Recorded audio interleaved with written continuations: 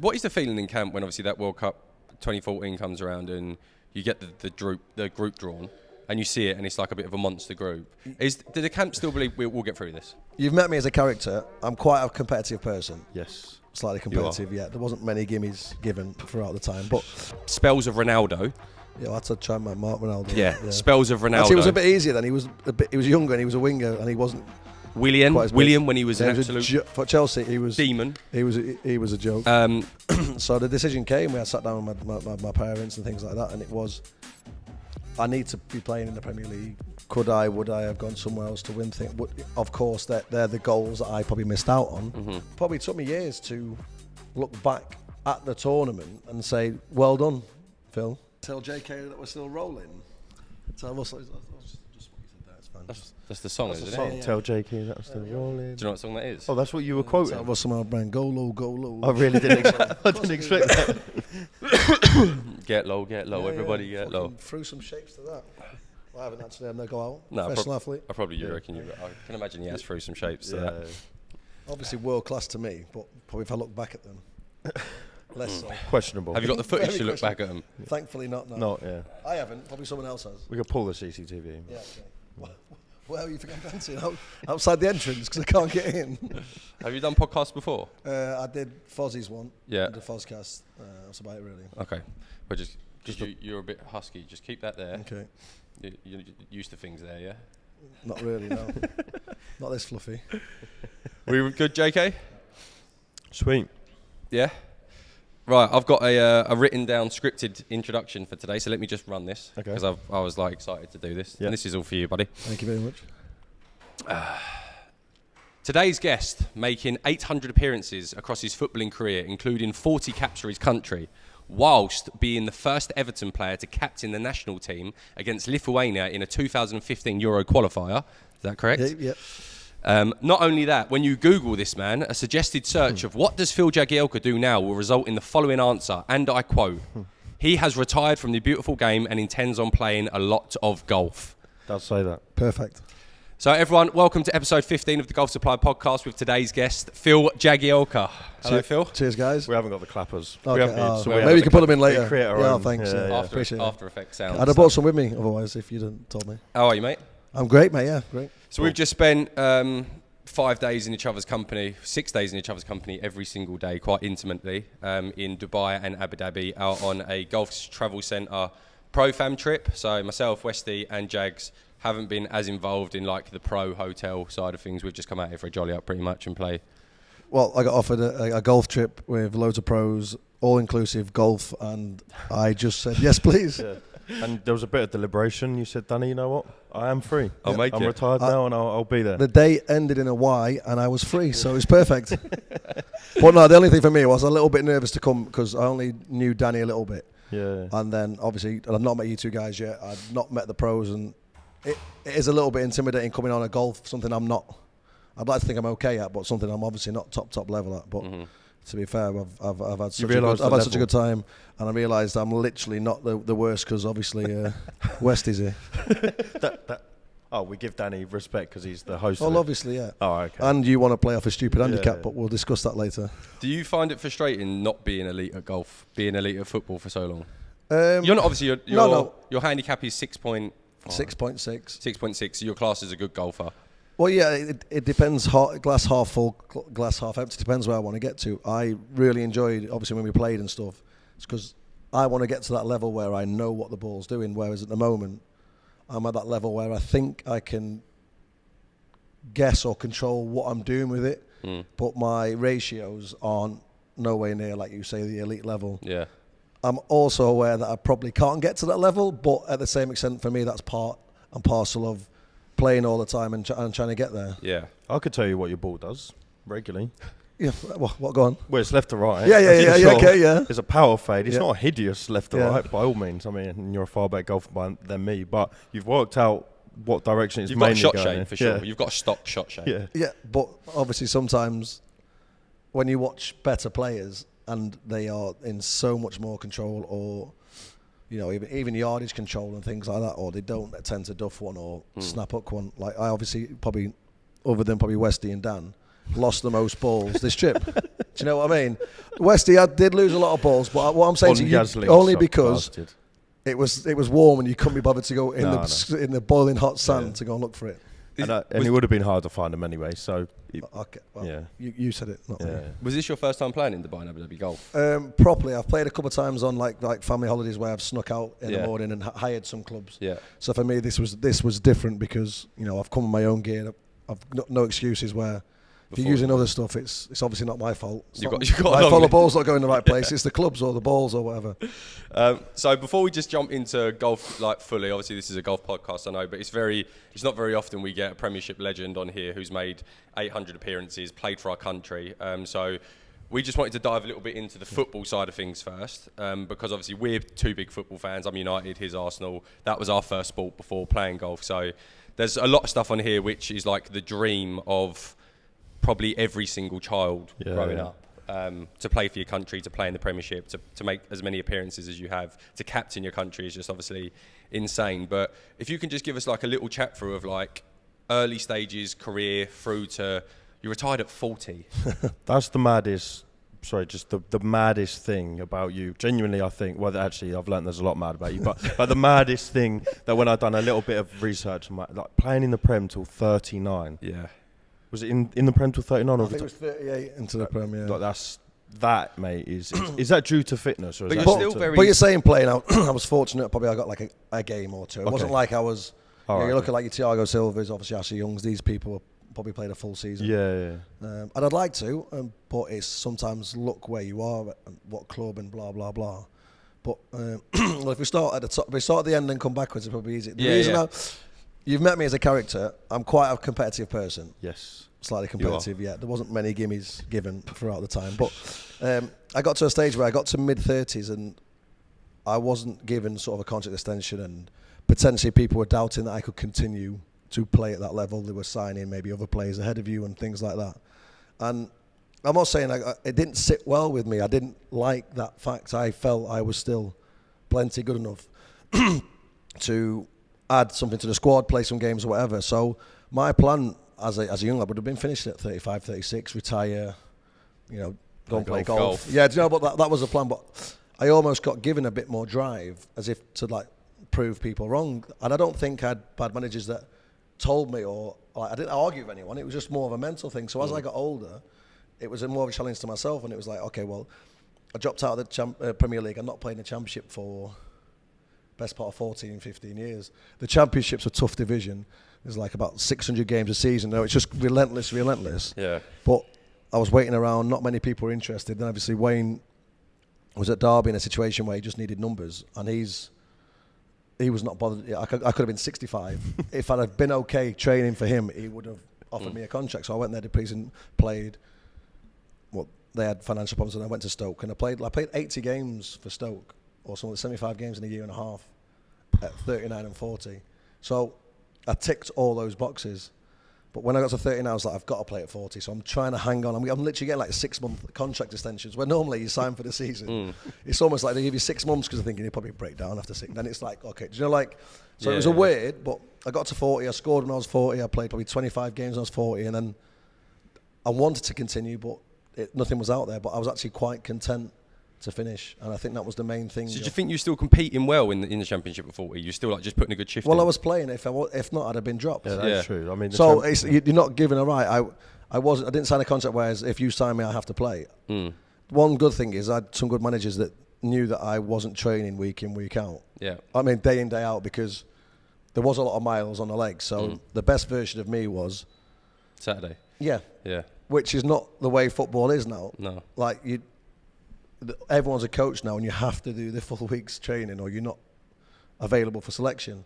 A manager would say, don't really care, because if I watch the game on a Saturday and you're in my top 3 or 4 players, you can literally sit in the swimming pool or sit on the physio's bed. But it's not the same anymore. I understand that football's moving on, but that's really where I was, and I had a few understandable managers towards the end that just wanted me to perform for them. Yeah. But that's just due to, I assume, mad fitness. Like, you obviously, I get you're all ridiculously fit, but you must have just had an absolute engine, I assume. But yes and no. I played centre half. Yeah. So I'm not being disrespectful to any centre halves out there. I wasn't playing centre mid. I wasn't playing right back. I wasn't an explosive winger. So I could save energy and explosive power by, you might find this one funny, using my brain. Do you know what I mean? So the experience more so. So, you know, the ball comes up. I'm not looking to have the quickest race with someone who's potentially quicker. I'll just give myself a yard and a half, or I'll bump him and I'll. Do you know, like, so you figure stuff out. It's like problem solving. Defending's problem solving. So with that, my levels wouldn't have needed to be at the same. You know, you look at James Milner now. Like his levels, like if we did a run, he'd probably lap me about 15 times because his levels are a joke. Yeah.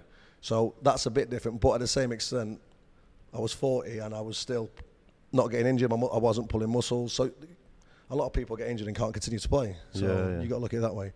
So that's the end. The beginning bit. Started at Everton, got released by Everton.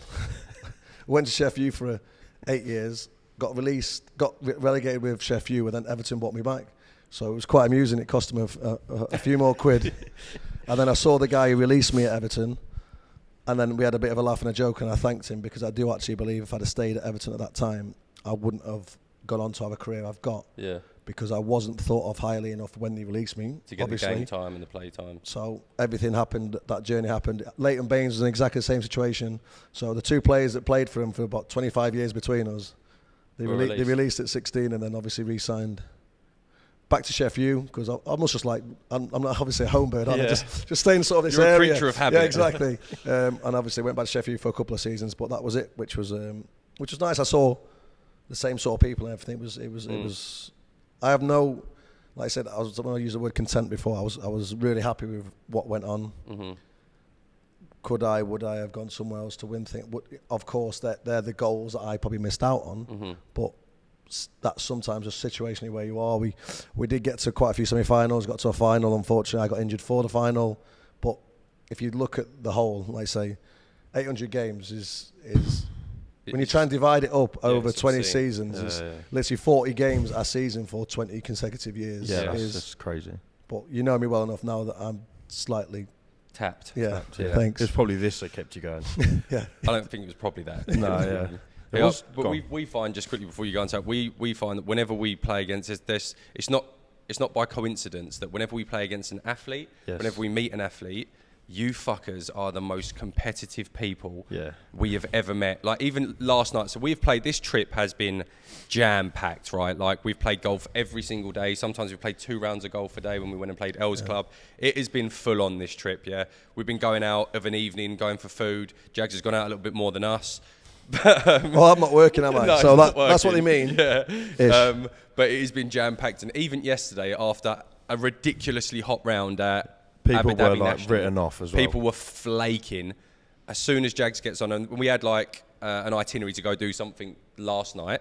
As soon as we got onto the coach, Jags is like, let's get back over to I was desperate. Money matches, yes acres. Let's get back on. Committees were out, and basically we had a 25-minute argument about a golf game that never existed. We never tea time booked. We had nothing booked. But I think we actually nearly fell out with each other a little bit. Hey, there's a few bottom lips going and all sorts. There's a bit of needle, so wasn't there? I don't think we ever got to the bottom of it. Other than the fact is, Westy should be way better than what he is. Yeah, better. Yeah, way better. But the handicap shouldn't be low. Thanks, if you can drive the ball 690 and thinner. That only lines us up for something special up north, so we'll be in your end soon. I'm only going to agree to it once I see the proof of the handicap. You've got at least have played one qualifying event in the last 3 years. Not that compared to, I'll tell you what, we'll just do it as we did last time. Yeah. But no, we went hammer to tong, and well, Danny ejected himself, didn't he? He was working. He was the man we needed to be involved, really. Yeah, but I'm not sure because his handicap again is very what do you want to play off? Dan? Do you know what I mean? Yeah. But it's quite accurate, I think, to him. Yours is accurate when you're playing not well, and then impossible when you're basically like a tour player. Yeah. So just leave the wedges out of your hand. Yeah, well, that's what I mean. I'm a scramble player, I think, buddy. Yeah, but we need to get you out of that mindset. Yeah, no, we will. Like even me and Jag spoke. You've got to get away, and you've even said, to be fair, and I said I'll put something down. It's like now you've finished football. And you've even said you don't want to just sit around enjoying golf and having a social, which is fucking a good social. You actually assume want to push on lessons and stuff, or? I have to commit to him, I think. I think this will be the first full season I'm not playing. Obviously, I didn't play all last season, but this was where I started the season where I knew I'm no longer a professional footballer. But it's hard. I'm in summer golf this season. I've been a bit of time in Portugal, come here. I don't want to have lessons because naturally it's going to make, I said before, I want my game to be consistent. I know what I'm doing. Yeah. Lessons are going to totally change that. Yeah. Until you've been practicing and doing it. So I'm probably going to commit to some sort of winter plan. Because let's be honest, because it's difficult to play, obviously, especially in England, unless we can get on a few more of these trips, and I just won't have any lessons ever again and just keep playing. But that is the plan. I reckon we could get Danny to maybe sort. Well, I think we're going to fully him, aren't we? Easily, I think 6.7 it is then. Yeah. So we'll you still 14, 6.7. I say, we'll let you play off Scratch. plus 12. But as long as we're on holiday, it doesn't matter. That'll be our travelling handicap. Exactly. That'll be it. No, but you are right. You have to, and we have the issue with filming, and yours the same, and wanting to play. But it's like you have to just say, right, I'm going to completely probably hate this game for a bit, in order to love the game and to go up another gear, and then I've got a plateau, and then It's a never-ending. That's why it's so good, though. Yeah. For me, for some people, that's probably why they quit, is because they play well and they get to a certain level, and then they think to themselves, what am I doing? Because normally when you do something, you want to just continually rise and get better and better. So you've got to be content with what stage and what levels you want to golf. I want to get down as close to zero. Then I know what will happen is I'll start playing around players as good as yourself, Ash, and then I'll be raging that I'm at zero and I'm not. Do you like a plus? Yeah. And then I'll get if I do ever got my round at plus, and then I've now got to give the course a shot. I'm gonna be raging. I can't win. So basically, it's a never-ending cycle. But you've got the longevity. You proved that in your football career. You could just keep playing golf. So till I'm at 120 and see how we get on. Boys, so this is a special one. As you can see, me, Westy and Jags are currently in Abu Dhabi at the time of filming this podcast. And at Gulf Travel Centre's website, you can head over there, click on the Address Montgomery Dubai deal for £875 per person. That is 5 nights, 3 rounds of golf at the Montgomery course. The hotel is ridiculous, and as you can see from the pictures there, you are playing golf in the heart of Dubai for under £1,000. I honestly cannot speak highly enough of just how insane playing golf out in Dubai and Abu Dhabi is. So if you haven't experienced it, we would highly recommend that you do so, and it's probably a bit cheaper than what you first expected. 5 nights, 3 rounds, 875. Prices starting from there. Go check it out on the website. I feel like you are someone who will live to 120. Yeah, but probably look exactly the same as well. A little bit greyer. Yeah, it's just fine. Yeah, it's a crazy sport, golf, and I think like I think it's such a natural, for exactly the reasons why you said that. It's such a natural thing. I don't think, again, it's coincidence that so many footballers come into golf and play golf, because it is that pursuit of perfection. Yeah. And I feel like golf and football, it's so different, where, like you said, if you go get lessons, if you go and change something in your swing, you're going to get worse before you get better. Whereas football's not really like that. The more you train, the more you drill stuff, you consistently just get a little bit better. You get a little bit better at something. You don't fall off and you don't do like a drill. If you're at Everton training, you don't do a drill and it makes you really shit for 6 weeks. You can't head a ball. I don't know. Maybe some of my teammates may have thought it was. No, but exactly. You know what I mean? You're sort of always learning and creating, like, to get better at football. Whereas, like you say, something can be totally off. Like, where your club head is, where your hips are. Where, like, I've never been told, the angle of my foot to kick a ball. You just got told sort of what angle and maybe try a different connection. But golf is head. It's basically head, shoulders, knees, and toes, isn't it? There's all sorts going off at once. Hand, club. But that's when you go back to why football's a competitive and why it relates so much is because especially when you're finished, it's given me an environment this week. I've not met anyone, but after 5 days, I'm saying, like, I'll take everyone on. But like, you've got no. Like, well, in fact, last night you got in the elevator with me. Yeah. We went to a sim, and basically I got called out by one of the pros that I couldn't swing it quick enough, and absolutely annihilated him. But that was the worst. It's like red rag to a ball. That's what I mean. The Jagielka dream died, so you had to take to the sim. I found something, didn't I? I was on Google. How can I play more golf? So when did you start playing golf, actually? So I'd say properly around about 15, 16. I played before I went to my first pre-season. I think that was like back in black and white and stuff back in the day. My dad took me away to prepare myself for football. Yep. Probably should have took me running instead of golfing, but it was fine. I enjoyed it. And then ever since then, I swear I spend a lot of time with my dad. So I've been away pretty much every summer with my dad for probably the last 25 years. Yeah, class. And that's what I love. Again, I play a lot of social golf with my dad. We have had so many arguments. I can imagine. Because, like, he's obviously taught me how to start the game of golf. but I think I'd like to think my knowledge is a little bit better. So I'm trying to help him out with some of the things. It just does not work. What does your dad play off? Has he got a handicap? He's off 16. Okay. So he's 72. So he hits it he probably hits his drive close to like 200. Like if for an old boy, that's still knocks it about. Very good. Yeah, and obviously get a bit of run. Hopefully he doesn't out hit me too many times, but it can happen. So so going back to the football side of things, in your we'll call your prime years of like your second spell at Everton from the age of like 26 was that? 26? Yeah, but 25 probably. Yeah. 25 through to like you 32, said, 33, whatever. Yeah, like an 8-year spell. In that time, obviously, you're playing Premiership football. We've obviously done a YouTube video together, which we haven't brought out yet. But I was asking you some bits in the buggy, which I find really interesting when talking to people like Deeney and Bullard and other people that we've met from like the football scene. When you talk about playing in the Premiership, right? Because like I said, it's the dream of every young boy, like in England, at some point to play in the Premiership, play for their boyhood club or whatever club it might be. I said to you in the buggy, but I find it really interesting. How good are these boys in the Premier League? Like, if you can even articulate that, like, what is the champ to Premiership? Yeah, like Championship to Premiership, or like how good are these people? Because I've listed on here, Jags, and I'll quickly just whiz through this, and I've probably missed. No disrespect to any names I've missed off this list, but I just off the top of my head spat out some players. Well, it's a joke they've done the Barclays Premier League thing, haven't they, recently? Yeah. On all over socials where they've gone like this era yes. of every club, and it's like these mad players that yes. you literally. But you've remember. come against aliens. Yeah, exactly. Yeah. Like icons. You've come against probably, I would say, the deadliest period in Premier League history. I think striker-wise. I think it's changed now. Maybe people want to play out wide, or you've probably got a lot of number 10s or whatever you want to call it. But I think as far as having strikers, these are all quote unquote more attacking players that you would have faced. Yeah. Hazard, Rooney, back end of Henry.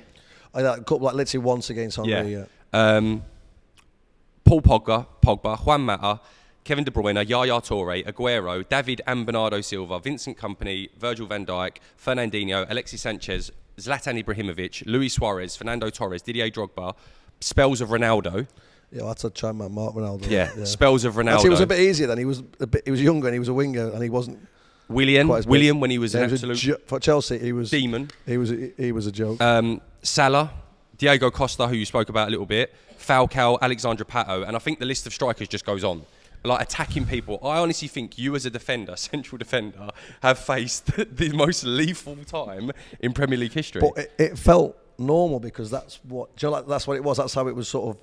As the Premier League started, it was just getting better and better and better. Yeah, and that's what football was. It was like that. That was I was playing in the Championship when some of these lads were playing in the Premier League, and that was me trying to get to face them. Exactly.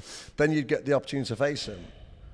And then there would be an occasion where you'd be thinking like shit, but then eventually it's like, well, not really. Let's. At Sheffield, we had quite a couple of good cup runs. I know cup games are slightly different, but it prepares you so you play against them, and we had pretty good success. So it gives you an idea that they're very good, but they're still human. They're still, yeah. And obviously, as you get better, as you get put in a better team, you have some good victories or whatever over these players. It does lift it up. It's like I say when I go away with England first time, I'm thinking to myself like. These people I'm playing alongside, like, wow. But I can't have. I've almost got to slap myself in the face before the training session, take the wow out, and then actually go and try and play footy. Yeah. So if I'm stood on the pitch like this, just going. Do you know what I mean? I look like a right You looked a little similar like that with us when you played the first time. You must have heard about it. I think it was when you said you were 14 handicap and you kept on nailing it 280 on the fly with a baby draw. Was it 290? So did you just? To be fair, that video, just quick before we go back on that video is going to be such a good video because, in fairness to everyone, I probably played the worst out of everyone there. Everyone played really good that 9-hole night. Yas Acres. It was. I love night golf, and I'm so glad that we got you on night golf because I was a little bit tired. As we said, it's been a busy week, but I think as soon as you put the mic on, it was game time. Yeah. So out of all that list there, obviously the video that we done, like I said, isn't out yet.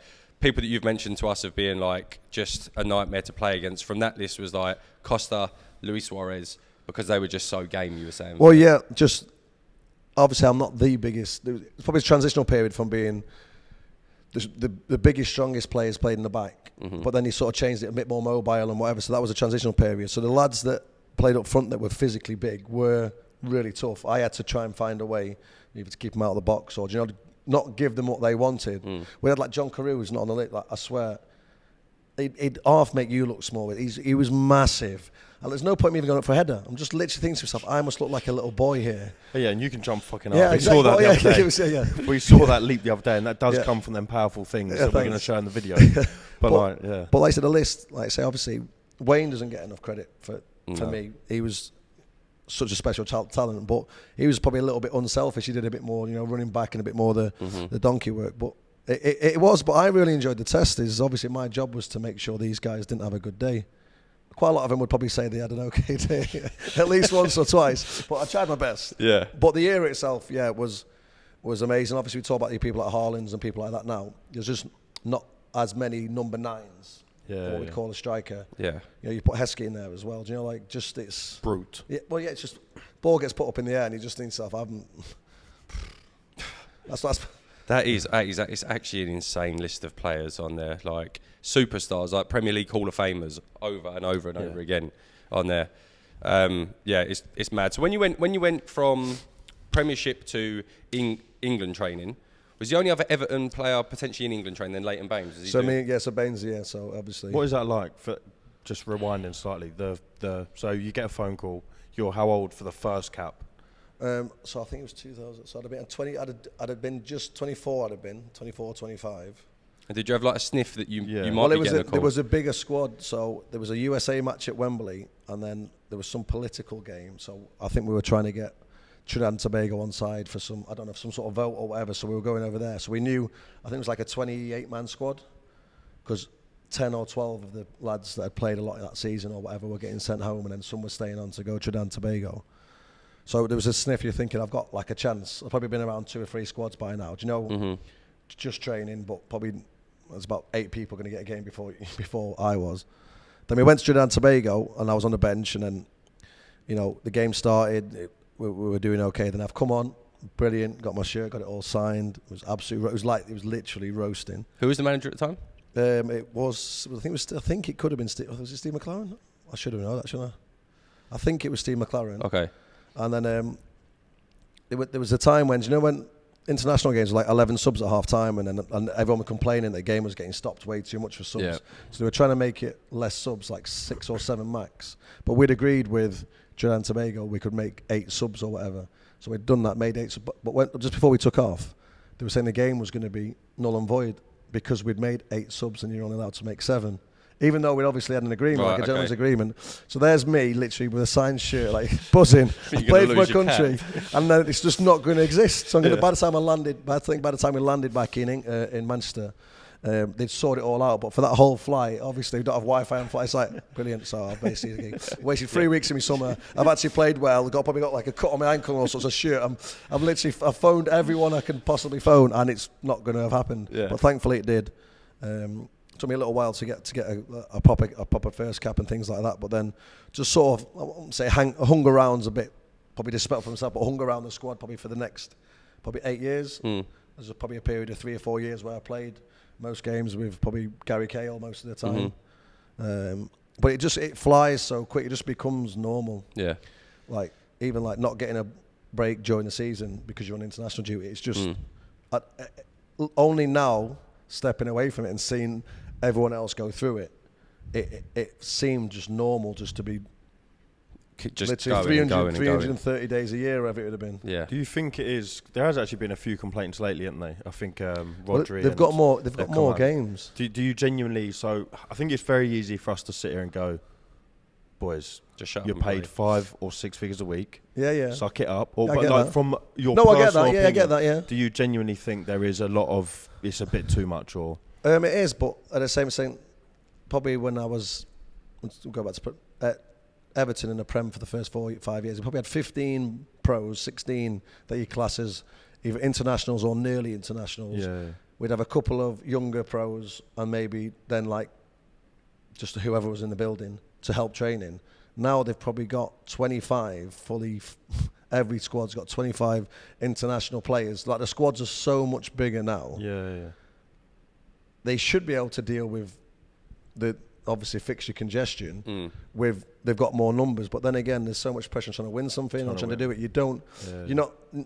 other than maybe the League Cup, some teams choose to drastically change it for the first few rounds. But even when that gets on the latter stage and you realise you can win a cup, it's like, well, hang on, we're going to have to play these tired players. So I do think there is too many games, but what do? You probably don't book a World Cup in the middle of the season, or you don't then try and add, a Super Cup or whatever it is in. Yeah. But it probably just don't look good, does it? Because Rodri has been like one of the most outspoken people about it. Then literally the next game he goes out and does his muscle in and he's out for the rest of the season. An ACL as well is basically a fatigue injury. I did exactly the same with mine. So it's not like, definitely if you get like not a leg break, or if you get somebody's impact, but that was pure, no one was near him and just pop. It's a tough one because we're all used to now putting the TV on at night and there's surely a game of footy on.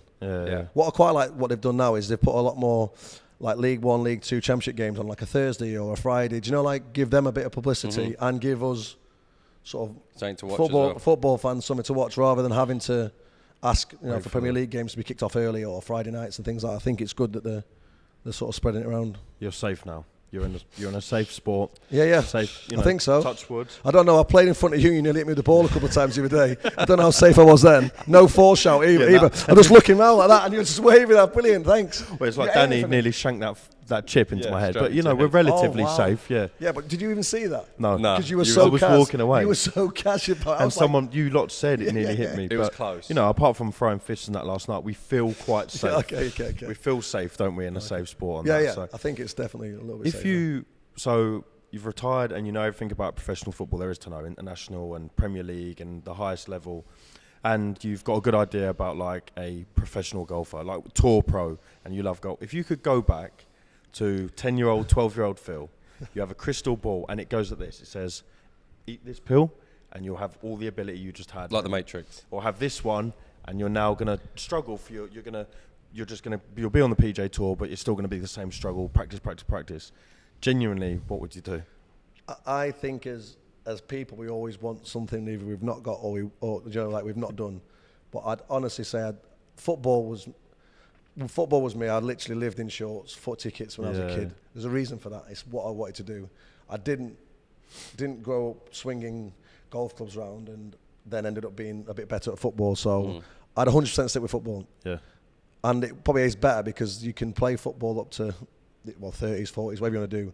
But now I still feel young enough to not obviously go to have a second to push. Have a second push or something. And we spoke about where my goals are to get in this sport. I was speaking to a couple of pros this time. I'd love to be a caddy. Oh, really? Really? And that's the captain honestly, in you. Well, today, I've caddied Danny around the whole trip, haven't I? Yeah, to be fair. I'm not trying to pretend that I know loads of, like, I'm good enough to be one or whatever. I would be a different type of caddy. But I think as far as a people person goes, if I could caddy for you, you would be doing more work than a normal pro would do with a caddy on your bag. Yeah. But I think we'd still talk through situations, and I think we would still have a camaraderie, and you'd probably enjoy the round. Hopefully you shoot well. But I feel like I could caddy for you and help. I'd give you some sort of knowledge, or maybe have you thought about it? Do you know, like just even? I think caddying's part of asking each other questions, coming to a solution, agreeing on a solution, and then it's obviously up to you. It's not my fault. Over to you it's now. A great shot. Obviously, I told you to hit that iron. If it's shite, it's unlucky, mate. But I think that's what my type of caddying would be. If you got me on the green to read it, then I'm probably guessing. But again, if I wanted to go on that level, I'd go on courses, of course, spend more time, or you'd be educating me. Yeah, this is what I do. Well, we've watched you two walk on the whole, and obviously your feet. You're having the different conversations to I'm having with Dan.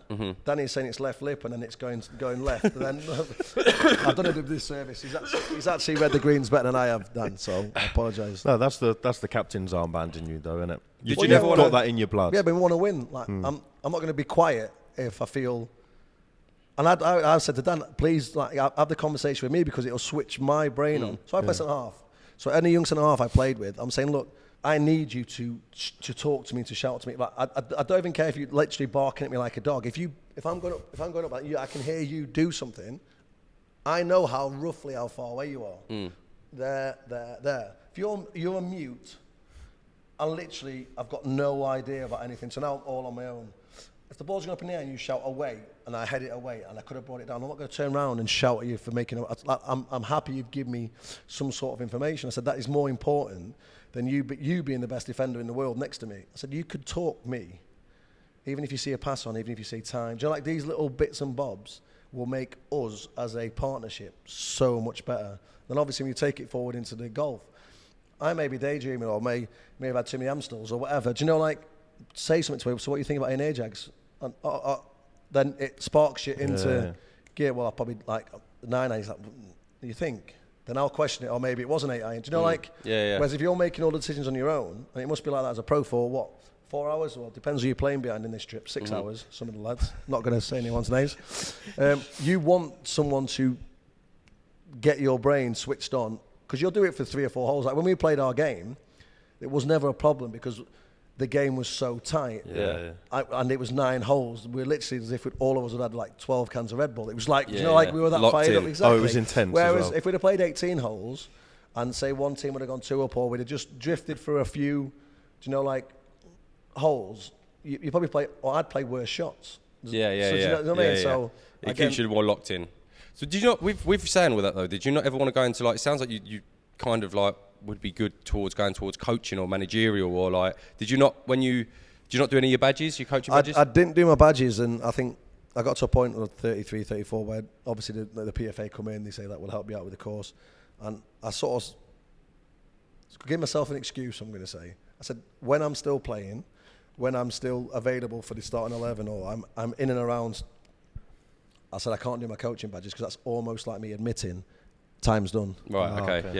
If I'd have got an injury, or if I'd have been literally in the stand watching the games for like the first part of the season or whatever, or I'd have got like a role where they said, look, Jags, like, we'd like to have you around, just help out with like the defensive unit, I'd have took my badges and done it along the way. But as I said before, the last literally 2 seasons of my career at Derby and Stoke, I was basically available like 90% of the time, and I played probably 80%. Do you know, like? Yeah.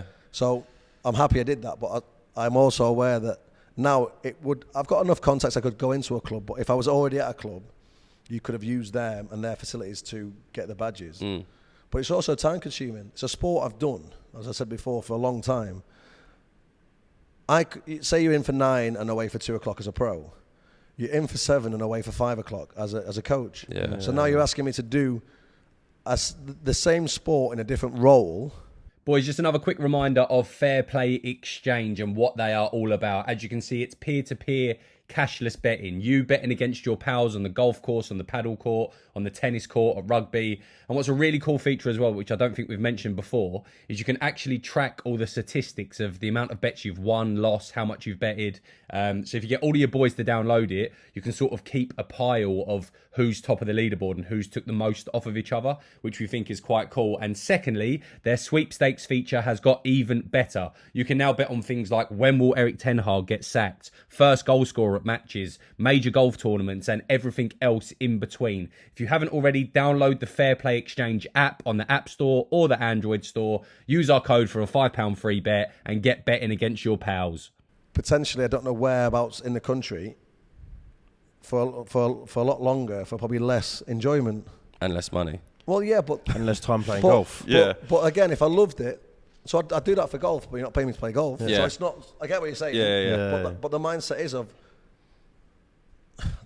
If I'm saying this, I'm not ready to do it. And if you're going to go into a coaching, I'm literally going to think I can't wait for this session to end. I shouldn't be a coach. No, that's true. Yeah, that's true. That's true. That sounds like, if you're just going to a mundane job. Yeah. Well, back to golf as well. Best course you've ever played? We had this debate. It's different. So my favourite is Loch Lomond. Okay. I've been fortunate enough to get taken on there. Griggs, he took me there. The Rangers keeper took me up there to play there first time ever, and I think I walk around like this all the time. It's not the world's hardest course, but I think it's one of the fairest tests I've had. Fairways are the course in immaculate condition. The greens aren't rapid, but they're at a pace of like holeable paces. Yeah. Every hole seemed bigger because obviously they've been cut fresh and at white. Yeah. The people in and around the clubhouse, fantastic, and it was free. So obviously, you know what I'm like, it's fantastic. And did you play well? I actually played really well. So that's why that helps as well. That helps. And it's funny again. So I've been back and had a different caddy different times. The first caddy I had was brilliant. So initially, was trying to tell me what clubs to hit. So after like about 10 minutes of that, I think this will work out better. Yeah. So just give me advice of what yardage I really need to be carrying and where sort of not to go and to go, and then I'll probably figure out what club to hit. And I'm not saying because it got in my head. It's like 160s. I'd probably just hit a little 7 iron. Thinking I'm not hit a little 7 iron. I'd rather hit a hardest 9 iron of my life. That's never going to get there, but it'll go straight. So it worked out well, honestly. And even the green reads, he was literally pointing. Yeah, caddy reads on the greens are massive. When you've not played the course and things. And they know it inside out. They know it inside out. They know every little bit of break. They know where everything moves. Well, I'm looking and I'm like laughing and joking. I said, there's no way in God's earth it's going that way. And because we had I'd hold like 3 or 4 10-foot putts, which is obviously, we've seen us. Yeah, you don't hold nothing usually. No, but not exactly, thanks. Right, is this interview over? But when you get that confidence like you're at now, I was having the banter. I was like, surely not. And he's like, yeah, it is. It's going to obviously break towards the water or whatever it is. So I was like, it's sound. And then and even if I didn't can it, it's like it drifted. And then he'd look at me as if saying, it literally look as if saying, come on, mate, I've been doing this a while. I've walked on this course 400,000 times. This year. year. You're mugging me off. Yeah. But that's why I think it is both the course and the whole. What's been your favourite course we played out here? So just for everyone at home, we've done Emirates Faldo. So I've played Faldo before. So you've done that course before? I've done that before. Okay. So we spoke about. I love that because it was a night golf adventure. So if it rated that way, so that wouldn't be my favourite, but I'd 100% come back and play it because Dubai Hills. I'd never played that before. I would say if I'm coming to Dubai, 100% it would be on there. If it wasn't on there and we played Els instead, Els Club. Like I preferred Els Club over the other two. I think Els Club you would prefer because I think it was I think it's harder. Would you say? So set up more. I made it look hard in the video ain't out yet. Okay, I made it look a lot. I just think it was in bit better condition. There was a bit more to it. Yeah. The greens were a little bit quicker. The fairways were a little bit lusher. I'd agree with that. But if you gave me a toss up between those two, I would. If I'm coming back over there, I'd be happy to do either of them. Yeah. Then we went over to Abu Dhabi, and the first course we done was Yes Links. Loved it. Obviously, I had my first taste of obviously seeing you guys. I really enjoyed the day. So again, I think with the experience of enjoying the day, I enjoyed the course. But it was given a lot of hype, so I would like to go back again. Yeah. To probably take in more of the course, because I think that day for me was more getting to know you two. Yeah. So if we'd have played together before, I think we'd have concentrated a bit more on how good the course was. There were some really nice holes. Well, there was a lot of build because obviously they've got the Rolex series like the end of I think it's at the end of October, start of November. So there was a lot of building going around as well, grandstands going up and stuff. So probably course-wise, a lot of the tees were moved forward, a lot of the back tees were shut. They were treating bits as well. Yeah, like bits. So I feel like probably if we come back in like January and played that course, it would be like you can see why some of the views, some of the holes were absolutely amazing. But again, I think you sometimes rate the energy course was somewhere else. With how your day went, and for me, the day was good. Yeah. But I think there's potential there. So if we had a rematch and a game on there, in the conditions where all the tee boxes are open, like they're not like say the big wooden fence and stuff. I think that would be. Yeah, I agree.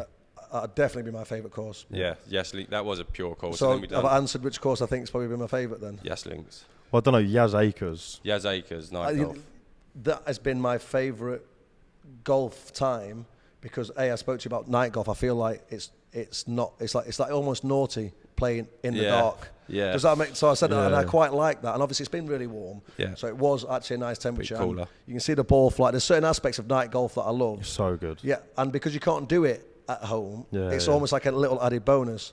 Was the course better than Yaz Links? No. But was it in good condition? Yeah. Was it playable? What would I? Well, I tried to book us on. Last Exactly. night. So that tells you. So I would say that's been my favourite course, but probably the best. Would have been Yes Links. Yeah, I would agree. Yes Links has been the best one. And the best part about it is there's so much. And Danny, if you're watching, I'm sure he is. There is so much more for us three want to tick off. Well, we're just waiting for obviously a text or whatever to see where we're off next. Yeah. And we need another video, probably, Danny. So if we want another 2v2, so we'll get the group set up. And talking of the videos, do you enjoy doing like a YouTube video, or is it a bit of a task? I think again it depends how the chemistry is. If we'd have walked off after playing, or even if I'd have walked after Yaz Links and we'd not done the video yet, and I'd have been like, it's going to be a tough. How are we making this actually any good? But we all got on so well. We all have a level of we can hammer each other enough. Like the best thing is if someone's a bad shot and then someone's raging and then someone says it. Whereas when you feel like that's not the case because he's now not going to speak to you for the next 3 hours, or he won't say anything back. I'm saying that hoping that next time I blade one or duff one, you're going to get the shit. I'm not even putting my head up. I'm walking probably that way. I'm not even looking. You know, but that for me, again, when you're looking at a sport which is totally different to football, that's the camaraderie, that's the banter, that's the stuff that you miss.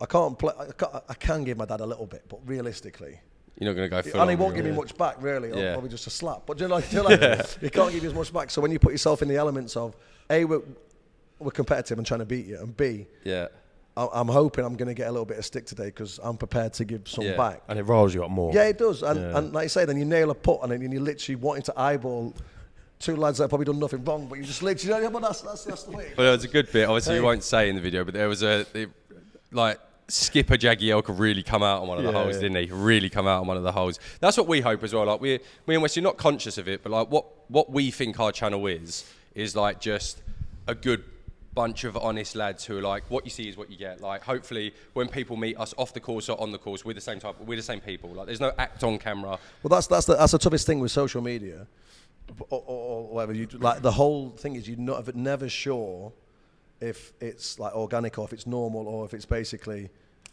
switch on the camera. What we used to have is your telephone voice. Like back in the days, like you speak to someone who'd have an accent or would speak, and then all of a sudden, like someone would call and it'd almost hello. Do you like? That is so true. And same again when you're coming on camera, because obviously my first questions to you guys were like, what are sort of the do's and don'ts, like swearing or like, you know, blah blah blah. How are you setting this up? And you basically said, well, what's going to happen is we're going to play golf and film it. Yeah. We're just going to put a mic there. Yeah, exactly. And I was like, okay. So, and I said, look, if there's anything horrendous. Like literally, we probably won't still cut it out. Pretty much. Pretty much. But obviously, I was super comfortable with that. Whereas sometimes, I'm sure you have a game of golf and it's took 7 hours because you've literally redone every shot. Yeah. You know, not you. I'm saying like the people do it, and that's the biggest thing for someone watching is this real? Is this organic? Is this normal? Yeah. And that's why I enjoyed it. If I didn't enjoy it, you know. We probably won't do another one. If you don't see me on any more of these, it's because these two. This was all bullshit. Because this is all bollocks. It's not because they've not invited me. It's because I literally don't like Phil it. Jagielka live. But that's what I'm saying, and I think that will be for you. Like when you get guests coming back on again. Yeah. It's not because you've paid them to come. It's literally because they want to have that experience again. Yeah. And for me, that's what I've enjoyed. Yeah, we try. I'm glad you say that because, like I said, it's not something that we worry about or something like that. But like we always hope that whenever you've got like you'd be classed as a celebrity, like a professional athlete, something like that. Like we always hope, don't we, that like when they come onto the channel, they don't that in like a weird way that like we have come across as like just us and we haven't portrayed anything else. And like some people we might rub some people like who watching that up the wrong way in that, but we are just unapologetically ourselves, and I think that's why we've kind of got on pretty well as well. Because I would say that you're unapologetically yourself. As well. Completely it's agree. Not over the top. Like it's not. Yeah, we took it to a couple of like even the conversation on handicaps. Like we took it as far as we possibly could. But again, I'd like to think it's respectful both ways. Yeah, of course. And I think that's what normal life is with normal people. Yeah, you are always going to offend someone, or someone will not agree with a word you use or how you're phrasing it, or you're doing something. And unfortunately, we've not done it with any malice. No. I've not gone home at night while I was close, writing down words. Right, these are the words I'm going to have to say to talk because I hate. Do you know, like, it's just, If something comes out at the moment, throw it out there. Yeah. And if it's really, really bad, think about apologising, but then probably don't. You've thought about it. Yeah, at least because I it's know good now as well, I feel isn't it? better. Like so, like whenever like if you have like if you have someone who hasn't been in front of cameras before, obviously you probably couldn't count on 20 hands the amount of post-match interview, pre-match interviews, conferences, all of this sort of stuff that you've done. But we go to Jags before, we're like, right, intro, Jags, you want to run a little bit of this? Yeah. And like we can just do the intro and we're like, come on, Jags, what are we doing today? And you're like, right, so we're doing this, blah, blah, blah, blah, blah. He started one of the chats and he was like saying about the score and just completely mugged us off. And I thought, I just wanted to talk through the whole, Jags. Yeah. I just said, can you talk through the whole, not fucking mug us off? Well, you didn't give me a script, so you gave me free reign. I told you where IKEA was, and you just thought I was making something up. Do you think it helps, though, with like because you obviously, from a performance level, clearly, having Jake's camera pointed in your face, a camcorder behind you, hitting the shot, it doesn't affect your performance at all. Do you reckon that definitely helps being under the limelight for like so long? I think so. I think for me more is the people I'm playing with. Like for a hole or two, or even on the range, it's like I do want to impress him. I want to say, "Fuck it, he's got a good swing. You know, he hits it well." But I think once that bit's out of the way, I'm not stood there thinking like, if Jake catches me like shank this one, it's going live. I'm just, it is what it is. I'm not guaranteed I won't. Yeah. But it's irrelevant to me now. And I think in a way, obviously, we set up and you give us a bit of directions of where everyone else was standing also. So that's all I was more nervous about, was probably getting in your way, in your backswing. Do you know, it's weird. Yeah. You know, like, so I think it's not so much media trained, but you're used to having Cameras and a little bit of commotion. So I've played with a couple of the pros today, and I've sometimes just dropped my ball down over the week, hit the 3-wood off the deck, and they're still talking, and they're apologising. I'm saying, I've got no, I like, if you shout rah on my downswing, maybe I'm going to probably just go 1 yard offline instead of, but what I'm saying, if you're talking, you're sort of used to it, and people don't understand that, because obviously golf normally, as you watch it on TV and whatever, other than maybe when it comes to get quiet and everything, where it was me sometimes, if there's a few people there and it goes deadly quiet, now there's time. That's bad. Exactly. Now things are whoops. It's under scrutiny. Exactly. But again, the more you play, the more comfortable you get with it. Yeah. I understand that if I ever wanted to play in pro-ams, or if I ever wanted to, not that I ever will, get to a stage where I get an invite to a tournament, so I'm going to have to deal with that, and that excites me rather than scares me. Unless we just continue playing in live pro-ams and the crowds get bigger, then all the commotion is there. But I'll be chugging beers and going home with it, so it'll be absolutely fine. But I'll tell you what, we get ourselves in a pro-am, we've got a real score ahead of us three with some pro. Honestly, you're definitely off your handicap in the pro-am. Yeah. We might see if we can get a couple of shots added on. Don't play again for another 6 years and just keep the handicap. The pro we get given will either fucking hate the three of us, or it'll be the same as you. Like, it'll have to be a very particular pro. Yeah, he won't speak to us. I reckon like Harold Varner, he'd love it. Yeah. He would love it. Varner's so down for a. To be fair, I think when I've been to the two events now, I think they've all been pretty relaxed. But as I said to you before, some are preparing at the pro-am for the weekend, where some are ticking a box, having a walk round, just having a little look at the course, and are less stressy. And they're normally the ones who probably play better the next time. But we had a nice blend. I played with John Catlin. He's the one who made the hole-in-one on Saturday on the 17th, and he was like the perfect blend for us, because he let me mic him up.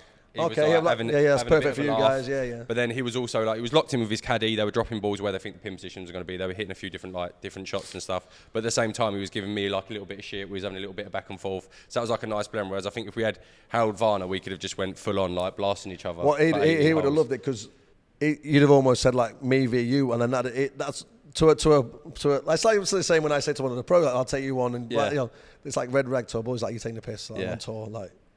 Varner said he said I wouldn't break 80 as one of the people I got predictions of. Yeah. And he was right. I didn't. But again, if you were playing with him and he says you're not going to break 80, and say you're 3 holes left and you're looking like you're going to break it, like that is when I'm sure he'd have been chewing your end. You'd have been chewing, because bit of back and forth. Yeah.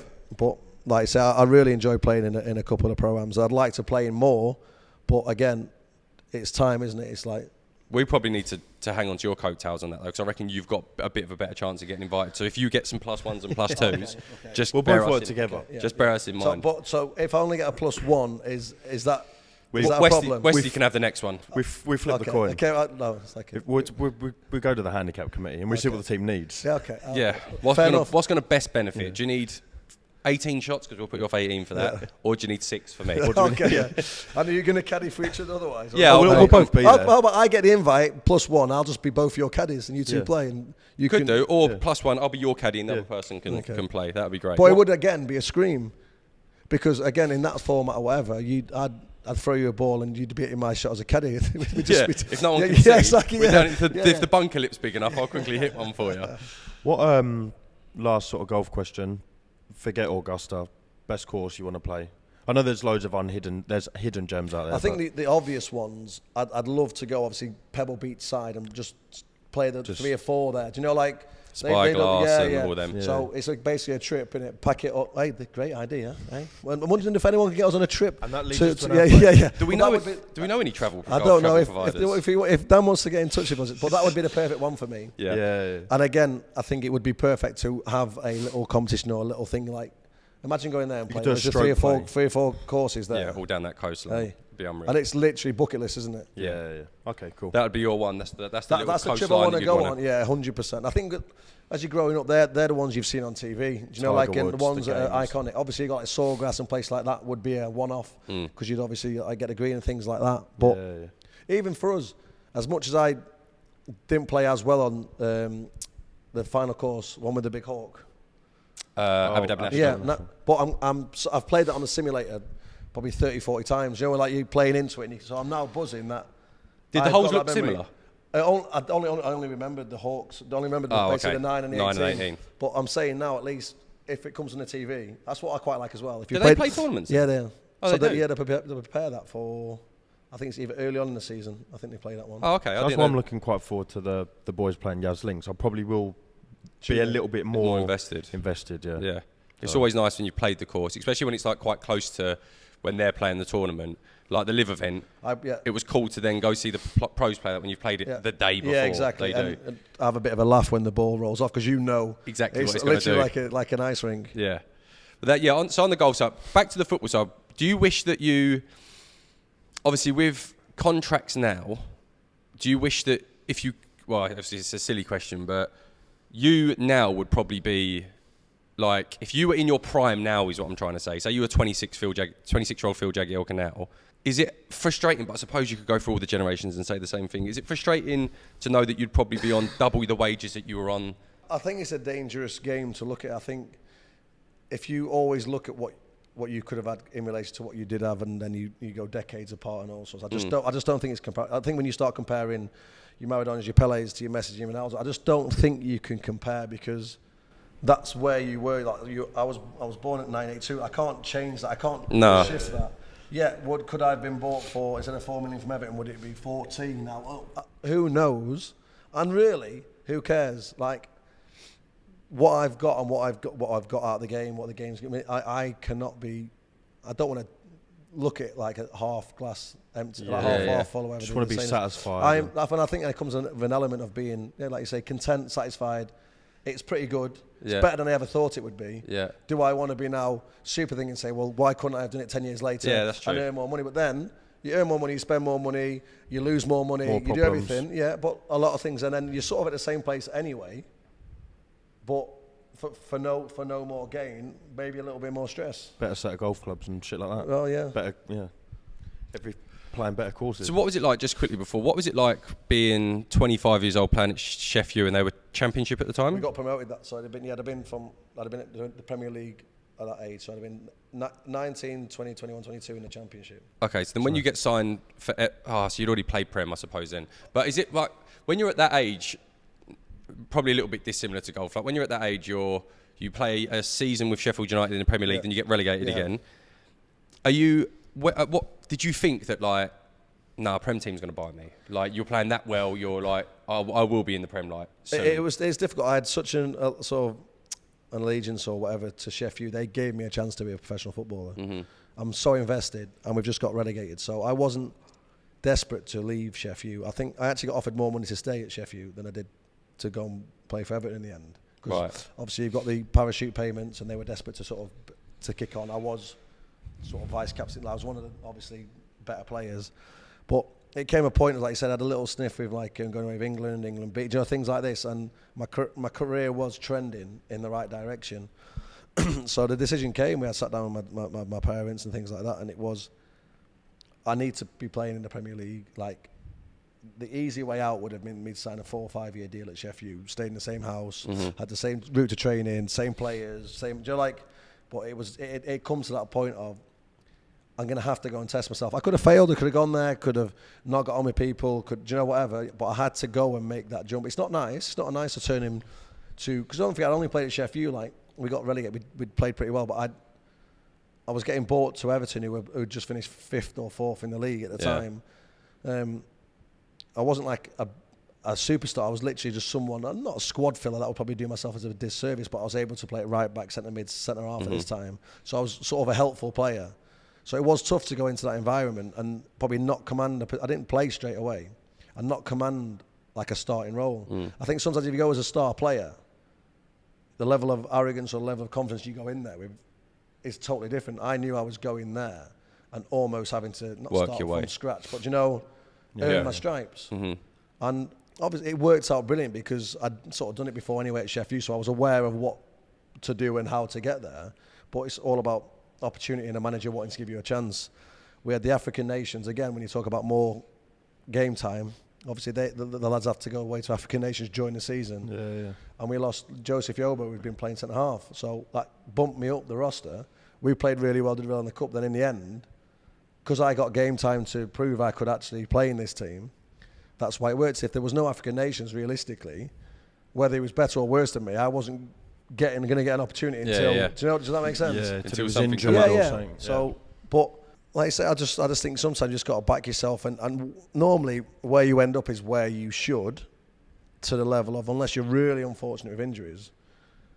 But sometimes people can hide behind that, and if they're not committed and they're looking for an excuse, sometimes you can find it. But I think if you're committed to the process and you do things right, more often than not, you won't be too far, unless you're really unlucky and every manager hates you. But I think normally, usually if every manager hates you, though, you've probably got to start looking in the mirror rather than thinking every manager's just got to dig out for you. But like I say, it's not an exact science, but I think normally that's what happens. And last is the last thing I wanted to talk about as well is going to Euro 2012, Poland, Ukraine, and World Cup 2014 in Brazil. So I didn't make. I was on standby for the Euros. Okay. But Gaz Barry had to have a hernia operation. Right. So again, probably me being able to play in a couple of different positions, I got called into the squad late. So I went there. It was a tough one because you get into the stage of long seasons and all sorts, and I was going there literally, if you like, it was 23-man squad. It was literally 24th man. So I knew the chances of me ever getting a game, I needed probably 4 centre-halves to either get injured or suspended. Did you go in hard on them on training? No, but then what would happen is you play a game and the next day we would train harder than the lads that have played. Right. Which is fine if you think if you're getting a carrot dangled in front of you where you potentially are one step away from being in the from team. playing in, you're going to want it. Where if I was like 12, I think they played a goal. That's how it felt. So it was fantastic to go away, but it was a long time to go away, a lot of travelling, knowing that there was nothing at the end of the tunnel. So I think that was one of the harder camps for me to deal with. A lot of time on your own. It's just, I don't regret doing it. I think it was tough. Whereas the World Cup was tough in a different reason because we got a really tough group. We played Italy in the first game and Uruguay with all your Suarez, Cavani's, Godin's, the generational Uruguay team. And we unfortunately lost them both. So I've got a 100% record at World Cups. Yeah, played 2, lost 2, fantastic. Perfect. And then we got knocked out before the last game. So Roy changed, which I thought was good, give everyone who'd gone to the World Cup a run out. Yeah. But I'd like to have actually played in that game and because we drew anyway, so at least my percentage would have come down to about. So then you lose the 100% record. We all want a 100% record, don't we? Yeah. What is the feeling in camp when obviously that World Cup 2014 comes around and you get the group drawn and you see it and it's like a bit of a monster group? Do the camp still believe we'll get through this? Well, we do because we could, like the game, we didn't get battered by it. It's just unfortunately a couple of things didn't go our way. But yeah, you're looking at groups thinking, how on earth has this happened? You look at the other group and you think that's walk through. But then again, are the players talking to each other? Are you all saying to each other as well, fuck me? Yeah, initially, but then as soon as obviously your preparation started, that's gone out of the window because we've still got Wayne Rooney's, we've still got international players that are class, Steven Gerrard. So they must be saying the same. Yeah, shut these boys out. But even if you're Italy, you're like, how the have we got Uruguay in England? Yeah. So it's the same sort of thing. That's true. But it was just unfortunate.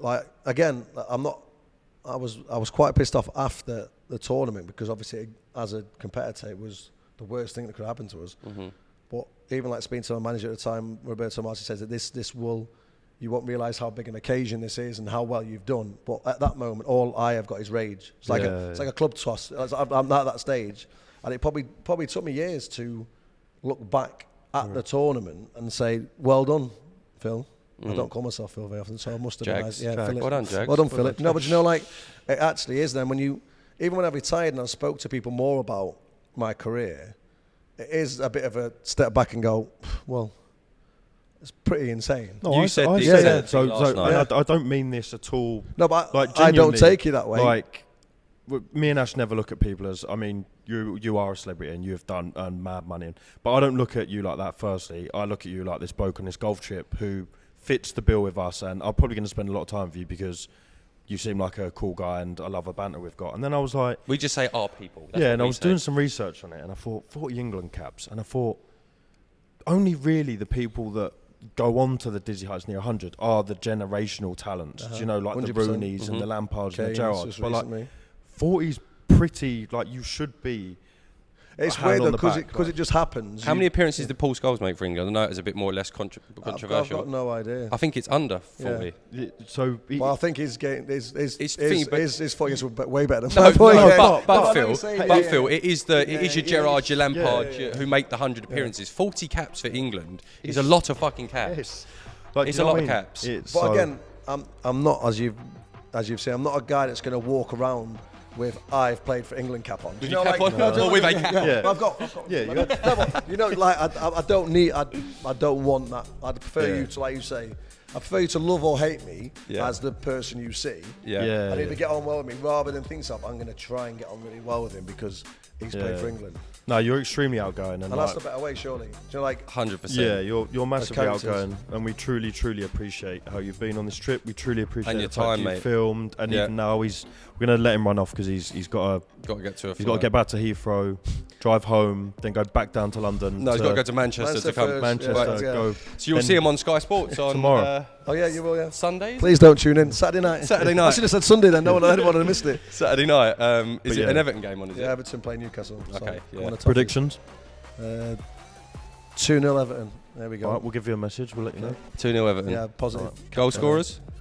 I'm hoping Dom gets one, and then we'll go Tarkowski because we're in my dream team. So there you go. Well, for any Everton fans, hopefully that does come true for you. But Phil, thank you so much for everything on this trip, mate. Guys. Absolute legend. See you next time.